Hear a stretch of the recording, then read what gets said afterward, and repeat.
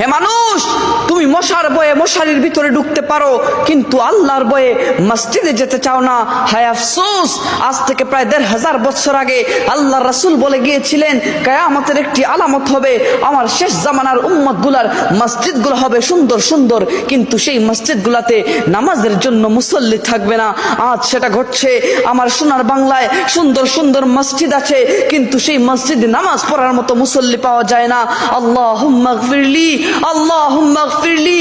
আল্লাহ, আমার সকল মুসলমান ভাই বোনদেরকে বুঝার তৌফিক দান করো। আল্লাহ, তুমি তাদেরকে হেদায়েত দান করো। হে মানুষ, তুমি মশার ভয়ে মশারির ভিতরে ঢুকতে পারো, কিন্তু আল্লাহর ভয়ে মসজিদে যেতে চাও না। হায় আফসোস, আজ থেকে প্রায় ১৫০০ বছর আগে আল্লাহর রাসূল বলে গিয়েছিলেন, কিয়ামতের একটি আলামত হবে, আমার শেষ জামানার উম্মতগুলার মসজিদগুলো হবে সুন্দর সুন্দর, কিন্তু সেই মসজিদগুলাতে নামাজের জন্য মুসল্লি থাকবে না। আজ সেটা ঘটছে। আমার সোনার বাংলায় সুন্দর সুন্দর মসজিদ আছে, কিন্তু সেই মসজিদে নামাজ পড়ার মতো মুসল্লি পাওয়া যায় না। আল্লাহুম্মা গফিরলি, আল্লাহুম্মা গফিরলি। আল্লাহ, আমার সকল মুসলমান ভাই বোনদেরকে বুঝার তৌফিক দান করো। আল্লাহ, তুমি তাদেরকে হেদায়েত দান করো।